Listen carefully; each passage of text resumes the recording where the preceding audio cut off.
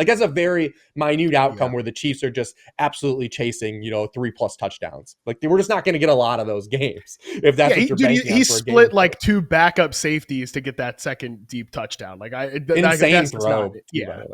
Incredible. It's a bummer. I wish those throws had hit during the regular season, right? Yeah. Like we'd be having a whole different conversation.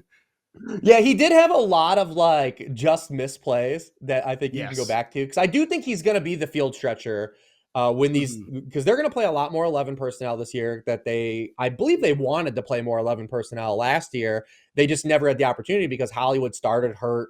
Then Rashee Rice goes down in week 4, and then they're like, oh, what do we go? They were back to square one of like, there was never any intent. If you watch the first month of the offense of the Chiefs, there was never any intent of running that offense through a 35-year-old Travis Kelce. It was just, it defaulted back on it like during the course of the season because of everything that happened. That's not going to be the case this year. At least we hope it doesn't be the case, because, all 3 of these guys are, look like they're on track to be healthy. I think they're going to play a lot more 11 personnel. And I think when all 3 of these guys are on the field together, it still sets up to be Xavier Worthy being the guy that kind of clears space for Rashee Rice.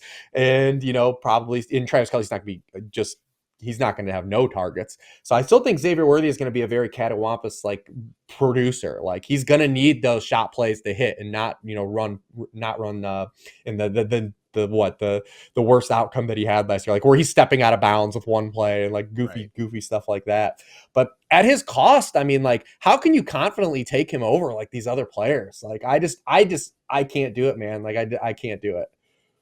It's a really good point. And like, no matter what, I think Xavier Worthy is a good player, period, point blank. Like he's a good player. He's also very tactically valuable to the Chiefs offense. That was like right away apparent when, like, listen, Rashee Rice is not catching 10 slant routes in week 1 against the Baltimore Ravens if they are not afraid of Xavier Worthy as that vertical speed threat. Like that's why those 2 guys like unlock something about each other. But like, let me put it to you this way, because I've struggled with this question. Like, number 1, are you in on Rashee Rice where his ADP is starting to climb? And 2, can you be in on Rashee Rice and Xavier Worthy both as fantasy draft picks where they're going right now? I mean, if you are, you better be in on Patrick Mahomes, like at his cost, because the cheapest Patrick Mahomes has been. Like, that's the way to play it. I think if you're in on both players and you don't really like the cost of either player, then like Mahomes is probably your default like QB6, right? Like he's kind of the firewall guy, because after Mahomes is where you start to get into that like real big pocket where it's like I've said to a bunch of people like Matt, like you could look at my quarterback rankings, you can be like, Rich, like you have that guy QB 18, I have him QB 8, and I would look you dead in the face and be like, yeah, okay. Like, yeah, it's just like when you get to that pocket of quarterbacks, like after Mahomes, like it's kind of the Wild West. Like it's just all these guys you can make either a bull case for or kind of tear down, like the QB2 streamer types. But like Mahomes is kind of that firewall. Like after him is where just kind of it goes crazy. So you better be in a Mahomes if that's the case. I do believe kind of like what you hinted at though. I just think that what Worthy does is make Rashee Rice better. And that part of the offense has been such a staple of the Chiefs, even, going back to Tyreek Hill, and Tyreek Hill was winning downfield, but he was getting a lot of that stuff too. So I just think that that's the way the offense wants to operate. Also, Mahomes, interesting enough, like he hasn't been good throwing down the field. Some of the plays that we talked about Xavier Worthy were on Mahomes. Like, 100%. So like when you look at Mahomes' downfield passing the past 2 years, he's been horrendous on he's been at the bottom of the league, like, and throws over 10 yards downfield in terms of accuracy.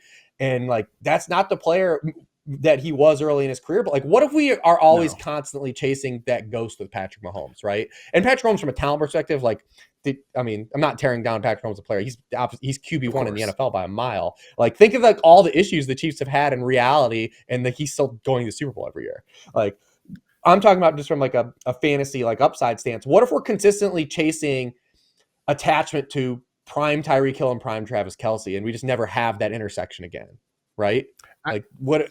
100%. Yeah, I like that. To me, that just like it can't be true, right? Like it can't be what happens. But if you just look at explosive play rate the last 2 seasons, it goes Patriots right from the bottom, obviously. Patriots, Raiders, Giants, Jets, Panthers, Browns, Chiefs. Like that's the category the Kansas City Chiefs are keeping, and yet that's where it's been, and it's the too felt high like that stuff anymore. Like they saw man coverage at like one of the highest rates in the NFL last year. Like teams weren't scared of their receivers, like and maybe that changes. Like you said, if Worthy is right. is the lid lifter and you get more, but like their like middle of the field open stuff is actually like decreased. They're one of the teams that because they were kind of the forefront of like why this all started. And now ironically like they're struggling to beat we're back to square one. Like they're struggling to beat the stuff that we want the offenses to get.